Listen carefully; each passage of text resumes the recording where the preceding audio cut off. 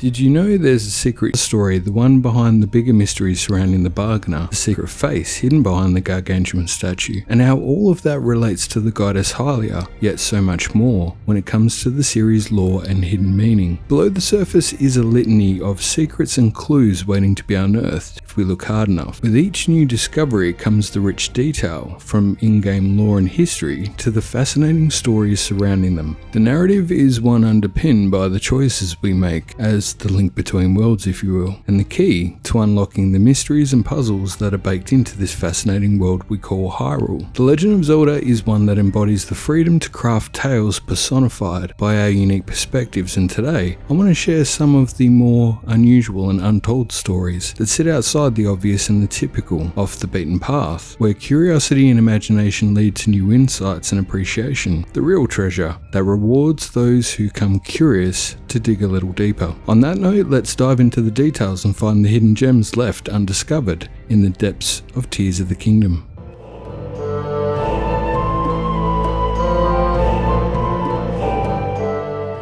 Within the vast canvas of Tears of the Kingdom, the depths unravels as an inverse universe of sorts, a concept that goes beyond mere reflection to embody complementary oppositions. This realm mirrors Hyrule's sunlit expanse with an uncanny precision, where towering peaks above find their echo in the yawning chasms below, and serene waters become insurmountable barriers in this underworld. The towns of Hyrule's surface find their counterparts in ancient mines, which is a testament to a civilization that thrived in the shadows. Enemies encountered in the depths also act to mirror those above, and even places of worship typically reserved for the most sacred rituals find a darker echo amongst the gloom-ridden shadows secreted below. Through the depths, Link can find pockets of sanctuary amongst the light roots, each a counterpart of sorts to the shrines above. Bound together by the ancient pilgrimage of King Rauru and Queen Sonia, also tell the stone scripts that were kept safe above the sky barrier itself. These structures, with names forming anagrams of the spiritual twins, highlight the interconnectedness and balance that is central to the world overall. Where every light has a shadow and every push has its pull, our journey marks the complexities of everything and nothing that exists between the extremes. The absence of light and an atmosphere of pervasive darkness serve to hide the relics of a time buried and forgotten long ago, whilst the upheaval tore the land asunder, creating fissures that bleed a crimson miasma reflective of a world wounded by Ganondorf's awakening. It simultaneously managed to unveil a treasure trove of history that remained undiscovered until now. Here we have remnants of the past, from the zonai mines to the majestic spirit temple and the ancient city of Lost Gorondia, to other wonders such as Minera's construct factory, all seeming to form part of a greater story ripe for discovery. But the upheaval event was not just refined to the fissures below, but also the breach of the cloud barrier above, revealing the golden sky islands within, more than reminiscent of the sacred realm long told in stories dating back to the era of myth and legend. And it's this relationship between those three vertices of the world itself, that of the sky, the overworld and the depths, that acts to form a complete whole that has up until now remained absent from Hyrule altogether. The reveal completes the inverse nature of the depths and how the layers are connected, best demonstrated in some ways by the bargainer statues and how they relate to the goddess Hylia and other facets that embody the game's themes of duality and unity. It's a place of mystery and intrigue where the interconnected cycles of Hyrule promise more than a few surprises waiting beyond.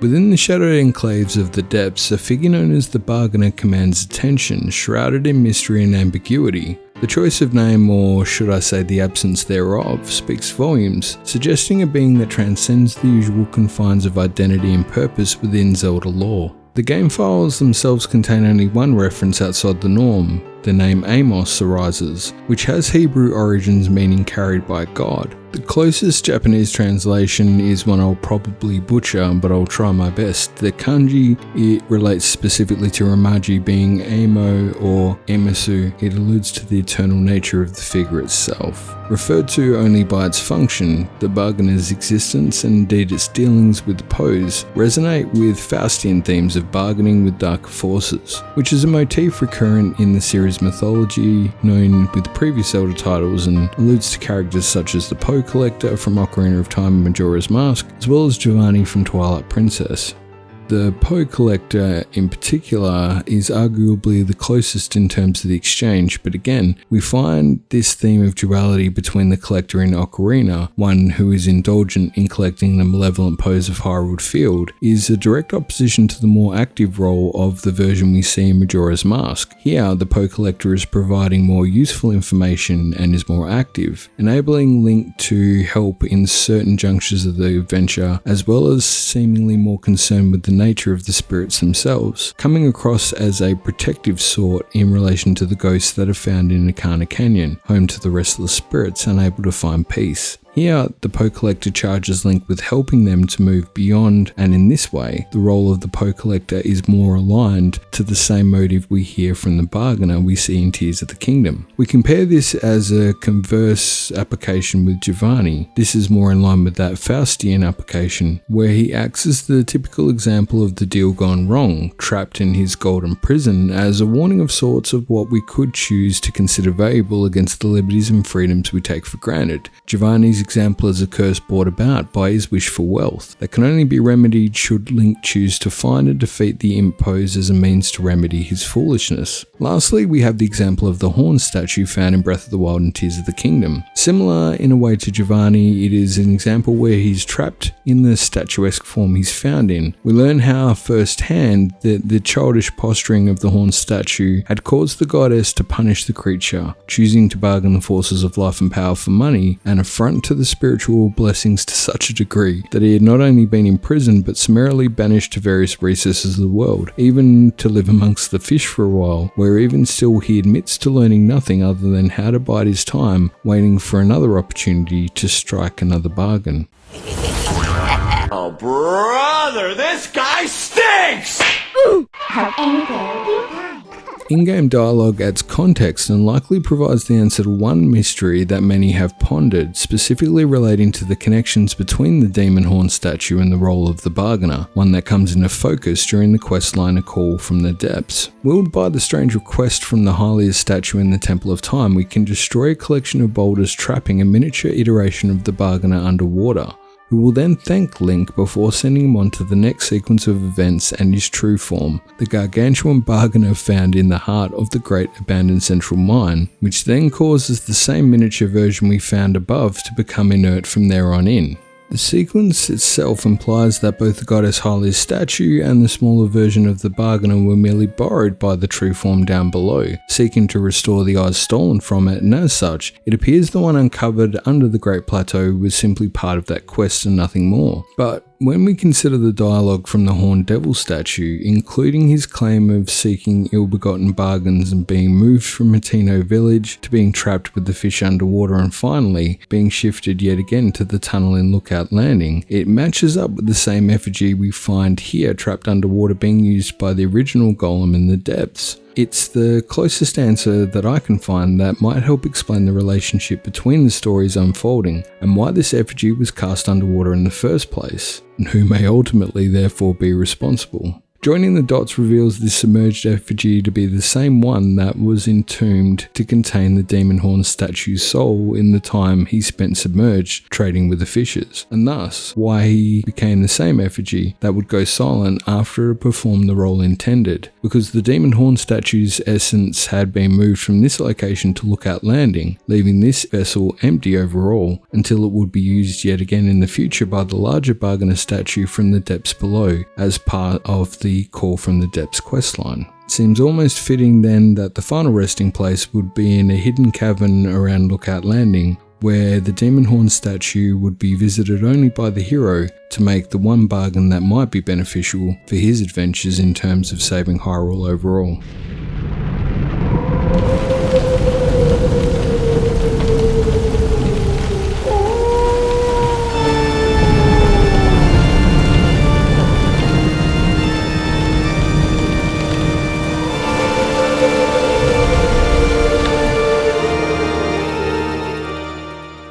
Far below, against the backdrop of a realm where light scarcely penetrates, the golem-like Bargana statues loom large, their grandeur a reflection of the power that thrives in the depths itself, a stark contrast to the divine effigies of Hylia that grace the brighter world above. This magnitude and their location at the wellspring suggest they had been considered greatly significant by the civilization that once called this place home, possibly even predating the Zonai, and the era well before Rauru consolidated the founding of the kingdom, where we now know Hylia worship had come into full effect, as evidenced proudly and reflected by Queen Sonia herself. The scale of these sculptures precipitates the virtue of power, unsurprising considering the environment within the depths, one resplendent in swathes of miasmic gloom living symbolically with the monsters and creatures that dwell within, fighting for survival amidst the scarce hints of sustenance that remain. In the metaphorical belly of the underworld, a hellish landscape of nightmares and threats, no wonder the demon tribe have always followed the powerful. Here, strewn across the treacherous landscape, heaped with gloom and remnants of life long forgotten, are the flickers of small embers of spirits who remain lost amongst the darkness. As if seeking shelter and companionship, they appear to coalesce in small groups, almost finding solace in numbers. In some ways, the Bargana statues have become beacons for the lost, drawing in pose, as spirits untethered from the cycle of life and death, existing beyond the simplistic binaries of good and evil.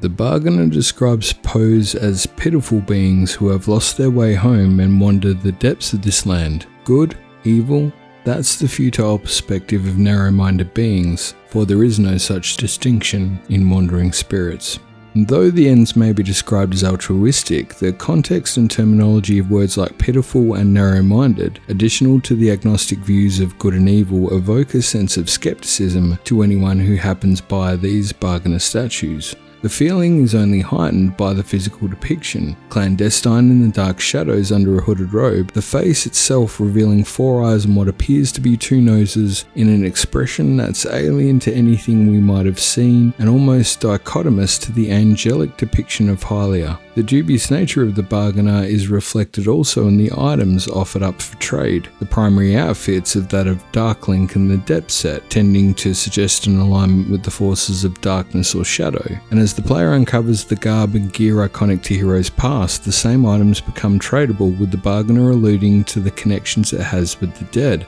further enhancing its very mystique. Even the regular items for trade suggest a duality at play. We've got the bomb flower, which conjures a clash of destruction against beauty. The muddle buds offer a similar conflict between the effect of confusion, contrasting the elegance and colour of the foliage. And finally, the puff shrooms, which are the literal smokescreen to obscure the clarity of those nearby, an effect secreted behind the innocent mushroom-like appearance it provokes, almost acting to be an item of food only to prove something far more destructive. And so, with all this in mind, it seems only natural that when you encounter one of the larger varieties, that of the cliffside Bargana, and investigate it a little further, that the grotesque discovery of a secondary face at the back, hidden by the shadowy blankets of darkness surrounding this gargantuan figure, only adds more fuel to the philosophical fire at the core of this mysterious being and the intentions behind the nature of its strange requests for pose. The location holds a strong connection between this version of the Bargana and the mother goddess Hylia statue, which sits above, noticeable as it stands within the Forgotten Temple, a place heavily associated with Zelda's past and origin story, and now in Tears of the Kingdom, the plight of Zelda and the Hylians who would assume the mantle of the kingdom in the wake of the imprisoning war.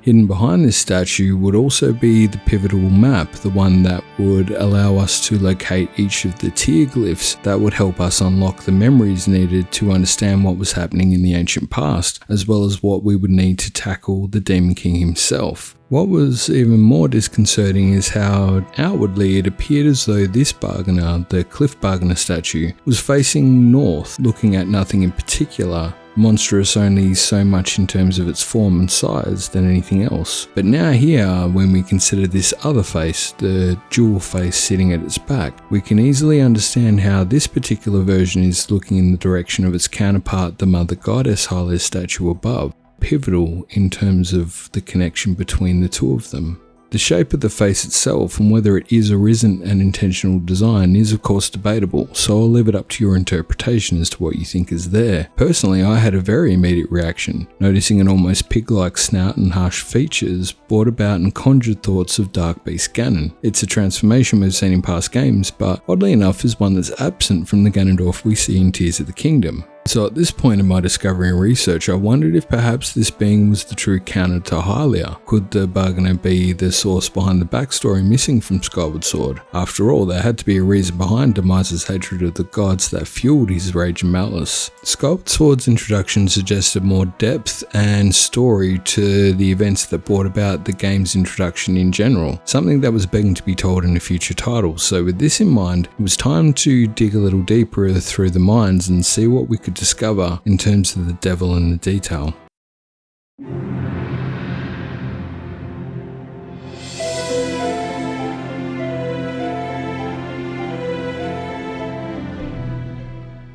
As I mentioned, you can find bargainer statues matching relevant Hylia goddess statues both on the surface and the Sky Islands. There's a counter for each, and one under each of the 3 springs is a prime example. We can also find one under each of the 2 temples of time, as well as the example with the Forgotten Temple and the cliffside bargainer mentioned earlier. It's entirely possible the bargainer statues are indeed another product of the depths acting as a supernatural inversion of the surface, which could represent the union of forces behind them both being part of a greater whole, or perhaps even one and the same in the way the game themes the concepts of cycles, connections and rebirth, culminating in our role to establish the balance by intervening when those forces are out of alignment. It's interesting to note that the text files also reveal this sense of balance and alignment amongst the 3 map layers, with the quest surrounding a call from the depths given an event label of connect_first island. This seems quite quizzical at first, but becomes less vague when you follow the thread of labels and naming conventions used by the development team for similar situations. Allow me to elaborate. The same method prefixed with the word connect are used specifically when referring to the mazes found in the Kala, Gerudo and Hebra regions, though the latter specifically references to Bantha in place of Hebra. This set of challenges tasks Link with traversing the 3 levels of the map, opening the respective gates and barriers and testing their skills in overcoming the challenges to prove their worth, and each one is considered relative to the virtues of body, skill and mind as they translate to the ruler of boars, dragons and owls. This rings true to the established virtues of power, courage and wisdom associated with the Triforce, and translates into the characterizations of the boar, the dragon and the owl depicted in the Zonai ruins across Hyrule, particularly in the Farum region of the south. The reward for this challenge is obtaining the 3 pieces of the Evil Spirit set, the fit typically associated with Phantom Ganon from games of old, including the inspirational appearance in Ocarina of Time, as well as the example that's referenced as inspiration for A Link Between Worlds. Ironically, the combined set provides a bonus of stealth, which is associated with outfits you can obtain specific to both the Sheikah and Yiga clans, suggesting a commonality across them whereby the source of inspiration comes from the knowledge of the virtues synonymous with the Triforce, and how that may be manifest in the respective clan or person. The challenge is literal, improving the player's worth in demonstrating the virtues, and the balance across the 3 is metaphorically connected to the 3 layers of the map, hence the event connection, or the use of the word connect underscore for each one of these particular events is a concept that's particular to the virtues, the 3 map layers, the 3 deities, and this concept of the interplay between them all, recurring in a game where the Triforce is all but absent, spare the many references in architecture and environment woven throughout the experience. So whilst a call from the depths is referred to as connect_first island, the 3 mazes refer to connect_Akara maze, connect_Gerudo maze and connect_Tabanta maze. These mazes are zonai in origin, down to the scripture used to outline the challenges and referencing the deified rulers of the Triforce-like virtues, and it's important to reflect on the nature of the ancient relic left by the Golden Goddesses as one that is indeed agnostic to the intentions of the bearer. Similar to the bargainer, the Triforce doesn't discern between good or bad. It is answerable only to the balance of the virtues of power, courage and wisdom represented in the very world itself, in terms of life, order, and how that's brought about the creation of Hyrule, as well as those who may seek to utilize its power. This concept is one that separates Zelda for me as a fictional masterpiece in how it provides a foundational force to things that allows for a spectrum of interpretation well beyond the typical conceit of right and wrong or good and bad that tend to underpin so many other stories from my younger days. In turn, it allows the characters and environments to tell a more grounded version that is relatable to the real world. With the similar naming convention, the event surrounding the quest to call from the depths becomes clearer from the perspective of the developers. This quest is one that involves traversal and interaction with the elements above and below Hyrule's overworld, engaging the player in challenges that test their courage, skills, and puzzle-solving abilities to achieve an outcome reflective of the wider forces intrinsic to Hyrule, and indeed Zelda overall. Centered wholly on this cryptic figure, the Bargainer, seeking the very same help from Link that so many have done in the past, being able to help the Bargainer statue return to the state it once was, a task itself that is no easy feat and requires a fair bit of effort, with the eyes themselves looking ethereal and full of the same force type energy that's at the heart of other variations such as the zonai batteries or even the Sheikah's version of ancient energy, and indeed the same power that seems to manifest in gloom or malice. Seeking out these four eyes and using whatever means you can, including the zonai ruins and devices to help return them back to their owner, we will be able to complete the mission at hand, with the Bargainer's dialogue providing an enticing hint at the larger mystery, and from here it only gets more detailed as we peel back the layers beneath. The Bargainer comments, "You have returned to me my eyes, the vessel of my spirit. We can now speak properly. In ancient times my eyes were stolen and sealed away. For eons I have waited for one who would hear my voice and return them to me. And here you are." The Bargainer then offers Link his choice of heart or stamina container as a reward typically exclusive to Hylia, and this helped alter my perspective on the Bargainer immensely. Here was a figure able to wield the same level of influence and bestow the life force and energy akin to the goddess Hylia, yet cast in the depths. It had sought out help to restore the figure most central to its presence in Hyrule, left without the four eyes so significant to the golem itself. Whilst the eyes no doubt imply connections to the spiritual realm and perhaps the four-dimensional plane of realities that underpin the various realms within Zelda games entirely, a more literal need was visceral in how it might apply here in the dark abyss of the depths. The Bargainer had regaled a tale of ancient times past where these eyes had been stolen, raising the greater question as to who could possibly be behind such an act and for what purpose. What was the motive of keeping the Bargainer in the dark? Pun intended. Clearly there was no allegiance by this being in terms of concepts of good or evil, as far as the Bargainer was concerned anyway, which adds more mystique to the question I think holds great significance beyond this title.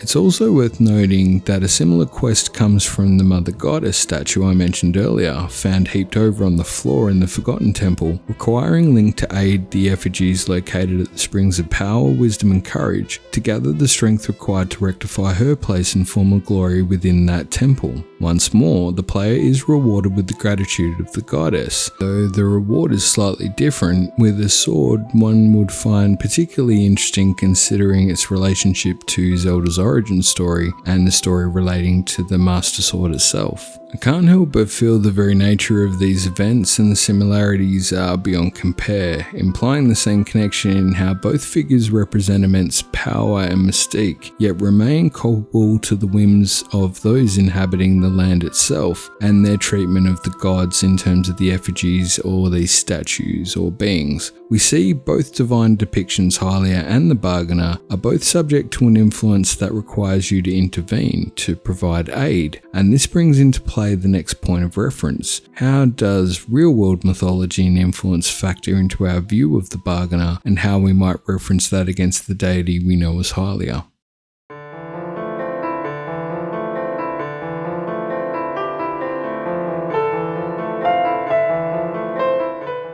The most interesting part in researching this figure, and similar sources in religions, myths and legends of various time and viewpoints worldwide, is the sense of omnipresence and influence that is both revered yet mysteriously open to interpretation. often leading to contradictory views behind the motivation and purpose within the role they play, and really where they fit in the grander scheme of things. The cliffside statue, for example, symbolises the opposing facets of the bargainer, the core traits of duality and conflicting characterizations amongst varying cultures and histories around the world. It acts to defy the typical labels that make this exercise so challenging in the first place. Troublesome when you consider the challenge in how dichotomous factions are created and idolised historically.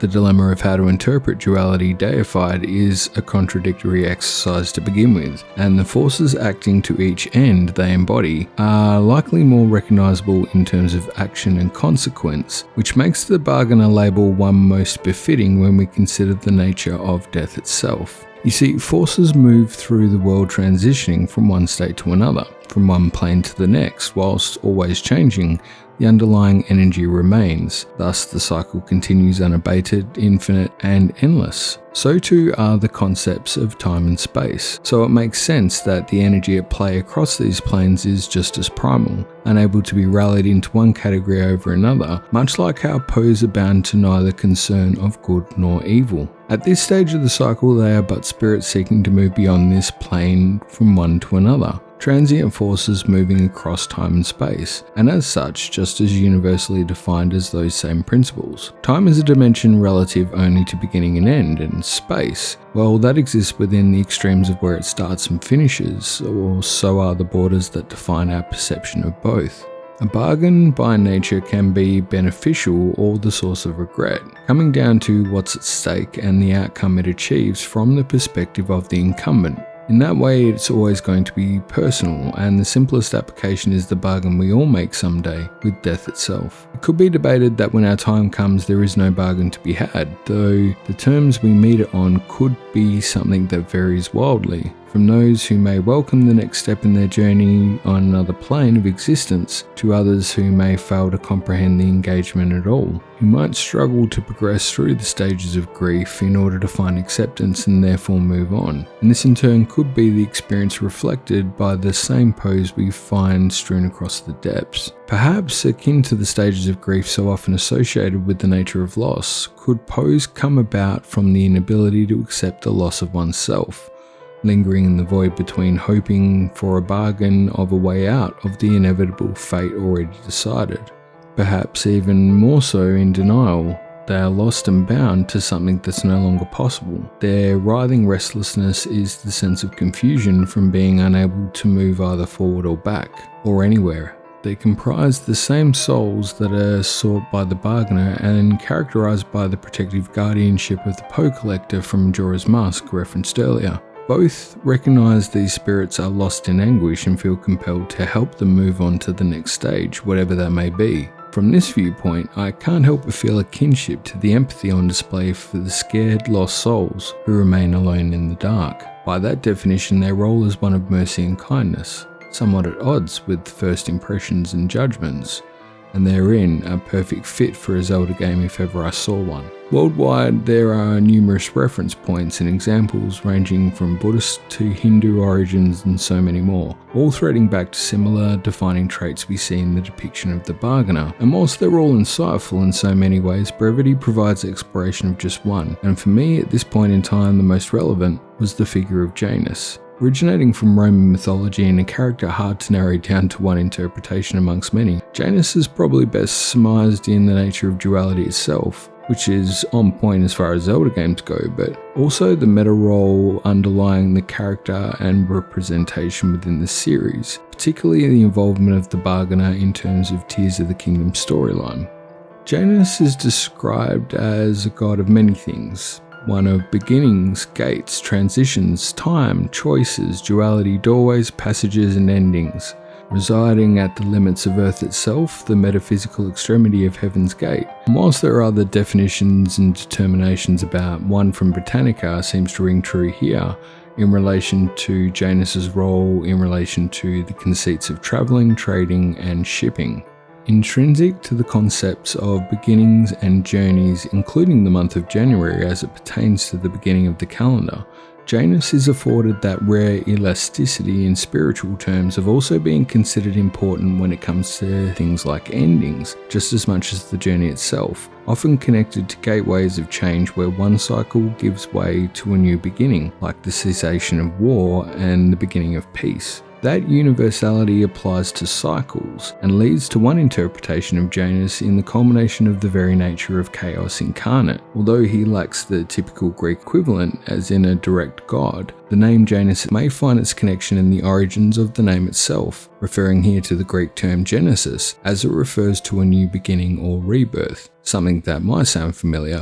when we talk about Zelda and Tears of the Kingdom. With one face looking to the past and the other looking to the future, Janus has also been referred to as the origin of time and the progenitor of the path that time takes, and thus is responsible for connecting ends and beginnings, making it possible for reality to exist in both past and present. Quoting one source, it's said that Jupiter himself can move back and forth across time because of Janus's workings, affording those who traverse time the very ability to do so. And it's this reference we can instantly apply to the story beats from Tears of the Kingdom. Zelda blips to the ancient past in the opening sequence, and the game unfolds to tell the story of the connection between her and Link, the deeds of the Zonai and restoration of the Master Sword, all themes that are centralized around this foundational relationship between the past and the present. The upheaval, chasms, sky barriers and islands opening up and falling to the earth below. All of these things and so much more that happen come as a result of the actions of Zelda and Link, which occur in different points in time, but are bound by the fabric of reality in a singular moment, enabling the impossible events that make the story so very engaging, but also are designed to explain how it fits into the wider chronology. Just as the Bargainer appears to have been deified long ago in the far distant eras of ancient Hyrule, and long since all but forgotten, so too is Janus a god forming the first pantheon of worship in our world.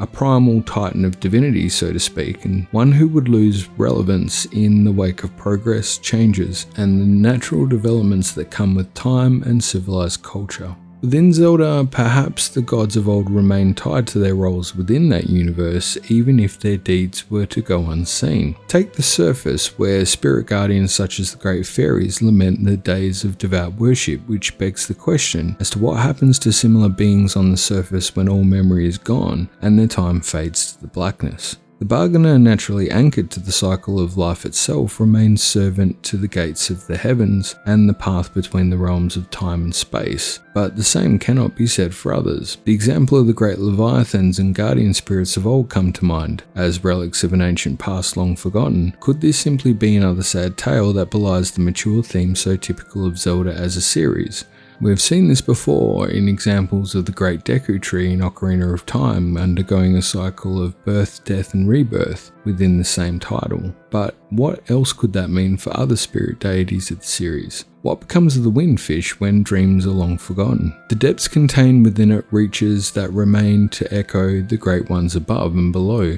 as if time itself had collapsed in on their worlds within worlds across the planes of reality, bringing an end to one cycle, but in turn, birthing the beginning of a new reality altogether. Imagine as if the Sky Islands today may fall to become the overworld of tomorrow, eventually sinking to become the depths of future's end, and that in turn giving way to a new incarnation, a rebirth, brought about from untold heroes and legends of the future, seeking to save Hyrule by sending their hope skyward, much like legends of time long ago. The same tale could be retold just slightly differently in a different reality, on a different plane altogether, amongst the many limitless options of time and space. Regardless though, the Bargainer, like Janus, would retain relevance across all beginnings and endings, and so the role of this entity applies universally to the themes of cycles and balance, of birth and rebirth that remains central to the narrative of Tears of the Kingdom, and indeed, the interconnected nature of the series itself.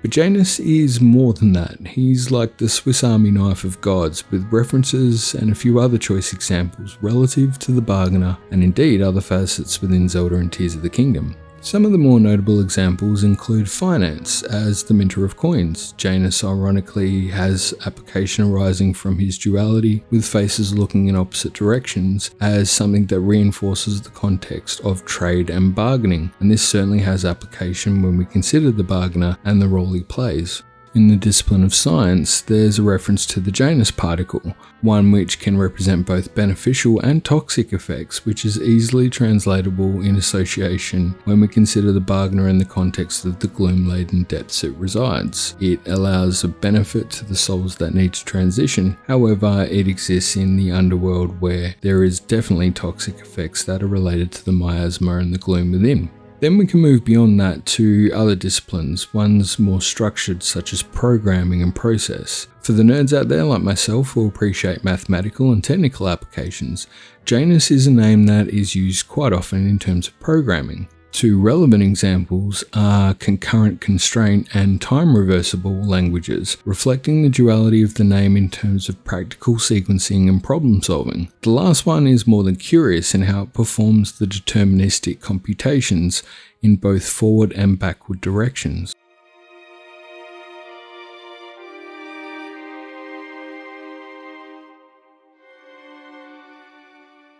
The concept is extremely relevant to real-world disciplines including cryptography, reverse engineering solutions, and modeling, as well as the field of quantum computing. Quantum algorithms are inherently reversible, making reversible programming languages like Janus potential candidates for development of complex quantum algorithms, where operations are often reversed as part of the computational process. This has relevance to both the development of Tears of the Kingdom, but also in relation to the wider narrative aspects, and indeed, it relates to the story and series overall. Let's imagine you have a fictional world of fantasy and magic, telling stories spanning ages and eras from myth and legend to more modern events, perhaps even alternate worlds full of magic and wonder. Let's take the example of the timeline that is represented in Zelda Encyclopedia, and now imagine this as a story captured within a book. This book contains within it the same power of the golden goddesses who created the world, the life and the laws that would guide Hyrule, and that is all encompassed within the golden Triforce itself. Sounds familiar, right? Well, within this book, powerful relics like the Triforce and the Master Sword actually allow the adventures to move both forwards and backwards. When you read it forwards, you learn how the story goes, and when you read it backwards, well, everything happens in reverse, so it goes back to where it was in the beginning. Reversible computing is like this magical tome, the Book of Hyrule. In a normal computer, everything you do is something that becomes hard to undo specifically the way it was. But with the reversible computing, every time the computer does something, it's actually able to remember how to undo those things specifically, so it can go back to the beginning just like nothing ever happened. This discovery has an iterative nature on the Hands of Time theory I presented a few months back that underpin the development and narrative of Tears of the Kingdom as a whole. Specifically here, how fire could be likened to the Greek principle of the same name, and how the golden spiral of light that has called to Link and Zelda in the crucial moment the Master Sword was able to traverse the time and gulf of space between them, can be likened to similar concepts including that of the golden ratio, which is in actuality a variant of the Fibonacci sequence. Put simply, the theory helped to explain fire's role in Hylia's plan to counter the inevitable and all-powerful calamitous nature of chaos embodied in villains like Demise and Ganondorf. Through creating fire as the spirit of the Master Sword, Hylia was able to imbue the golden powers into her and the sword, enabling them both to cross the gulf of time and space, and indeed to unite the bloodline of the goddess and her chosen knight when Hyrule would need it the most. The consistent nature of these core principles of chaos and order, time and space, represented in the myth and legend as well as the modern scientific, mathematical and technical disciplines, and indeed references, has for my mind gone beyond being a coincidence to something far more deliberate imbued into the design of the games themselves. It only makes sense, really, considering the developers will find the inspiration in universal themes of myth and legend, and indeed look to apply those aspects of philosophy and artistic depictions, as well as indeed the language of programming, bringing the experience to life itself. The application of these principles form the real-life efforts and collaboration that seamlessly acts to create the gameplay magic we experience, from being able to move in 3D space, to innovations such as the physics and chemistry engines that actually drive the unique mechanics behind both Breath of the Wild and Tears of the Kingdom. In fact, it's so innovative that Nintendo was recently awarded achievements by the GDC, with Nintendo winning 2 awards for technical development. This theme of harmonic convergence from influence to innovation is yet another layer of the depth of immersion that's on offer, and allows us to appreciate the wider application of a Zelda game far more than we normally would, in how it can be valued on multiple layers and from different perspectives. If you aren't convinced of the connection or correlation, then all I can suggest is the power of recall itself, provided by Zelda to Link, is possibly the most direct correlation you'll find of influence to actualization in terms of the theoretical Janus Principle, reversible programming, and indeed how that might apply to the storyline and programming behind Zelda itself.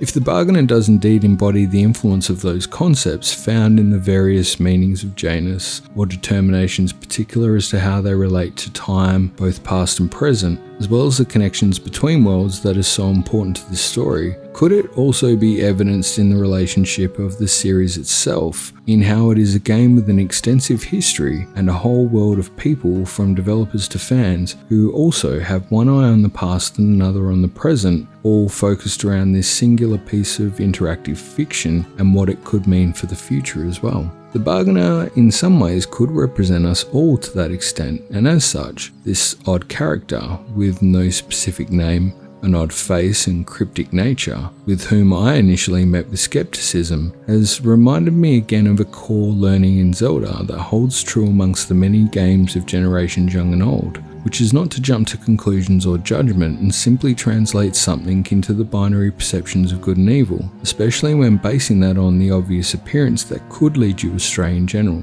Coming now full circle, I view this bizarre hooded giant with 4 eyes and a weird expression as something more, lacking better words, something misunderstood yet more relatable than I considered at first, almost like the character representing the fan collective as a whole,